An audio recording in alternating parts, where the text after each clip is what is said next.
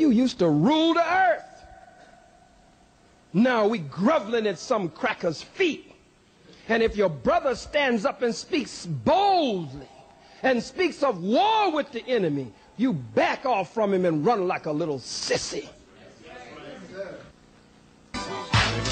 Wake up, this big homie back, the head nigga in charge. In the name of Allah, the Beneficent, the Merciful, all praise is due to Allah, the Lord of all the worlds. We turned up just a little bit.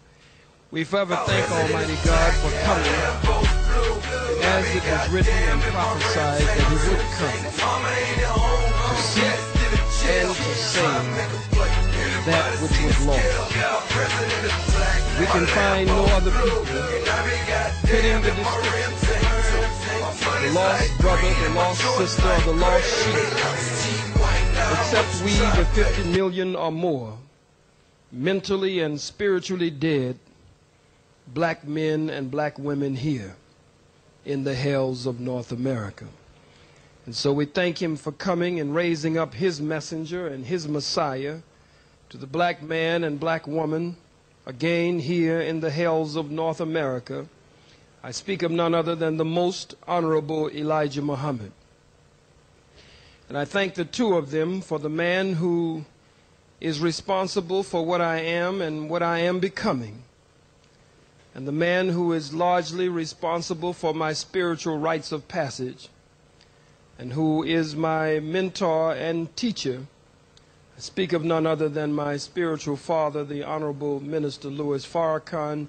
In their names, I greet you here in Queens at the African Poetry Theater, where culture is the byword and culture is used as a weapon. And to Brother John Watusi and to others who are responsible for the programming and the enlightenment and the supreme wisdom that comes out of this house, I am deeply honored, as I have stated, to have this opportunity to speak with you on this rainy night on the subject that has been given to me, which I think is a very good subject. And that subject that was given to me is police brutality. Who polices the police? It's a very serious subject, and so naturally my response has to be a very serious response. There are those who speak of police review boards, and there are many police review boards throughout North America. There are many police review boards that allegedly are set up to monitor the activity of the policing agencies. And certainly some good has come out of police review boards, but I do not believe that police review boards can deal with the high level of police brutality in the black community. Of all our studies, history is best qualified to reward our research. If we know what happened yesterday, then we can intelligently discuss police brutality today, because today is built on yesterday, and tomorrow indeed is built on today. The very coming into being and existence of the white man. Not too many people want to say the white man anymore. Not too many people even say the words white man together. And very few from a rostrum or a podium or a TV talk show or anywhere who will straight up call the white man the devil in 1997. So let's get that straight before I even get started. The white man is not a devil, but the devil. He is wicked by nature. He's the #1 murderer, the #1 robber, the #1 raper, the #1 lyncher, the #1 enslaver, the #1 colonizer. He is the chief shedder of blood on the face of the planet Earth, and no one has come close even to equaling the shedding of blood of the white man. As I started to say, his very existence is owed to the shedding of blood of the black man and black woman. There would be no white race if it were not for the genetic engineering, the grafting, the birth control, and the special process by which the white man came into existence, which required, again, the very shedding of blood of the black man and black woman. And so the most honorable Elijah Muhammad has taught us that the circumstances surrounding the origin of a thing into the world determines the very nature of that thing. It codes that thing. It marks that thing. And that thing cannot help but do according to its coded nature. And if it is your bloodshed, and it is, that brought the white man into existence, then it must be your and my bloodshed that will keep him in power and in control. And so white supremacy and global white domination and rapid racism that runs rampant throughout the face of the planet Earth is based on the murder of the black man and black woman, but black man first. The black man is public enemy number one. Public enemy number one. Oh, he does not spare the black woman. For the black woman is spotted and speckled with all of the shades of color of the color spectrum. Number one, she is all of the colors because she is the original woman.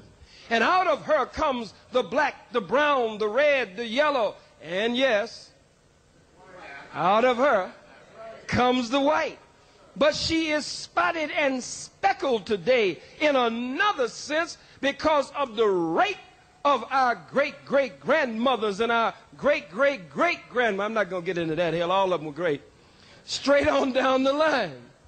The raping of the black woman. So she has not been spared. But again, I say, public enemy number one is the black man.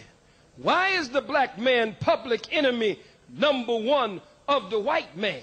The black man is public enemy number one when we study police brutality and global white supremacy. He is number one because as our great psychiatrists and psychologists, such as Dr. Francis Cress Welsing, such as Dr. Richard King, such as Dr. Naeem Akbar, such as Dr. Cedric X. Clark, and others have pointed out to us, Dr. Patricia Nono Kosewa Sekhmet, and others of our psychologists and psychiatrists, Dr. Merira Bridges, and others, as they have pointed out to us, the black man is public enemy number one because the world is a white male-dominated world.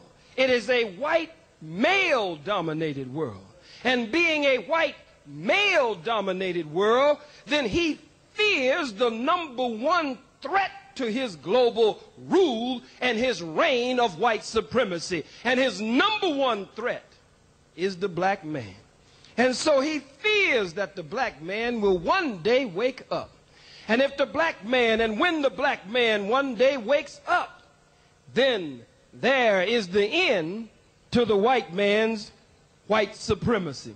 I'd like to, before I get into the body of my lecture, read a poem for you.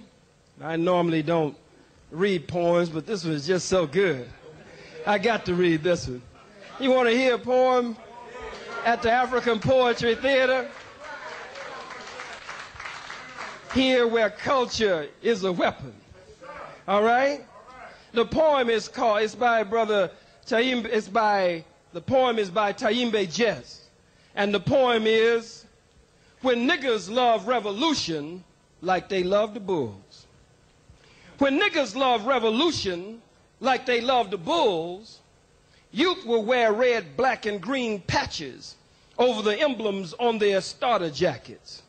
When niggas love revolution like they love the bulls, brothers will gather regularly at barber shops and corner stops to discuss George Jackson and to discuss the handbook of revolutionary warfare and people's war before they go home to take care of their children each night. When niggas love revolution like they love the bulls, playground basketball courts will become paramount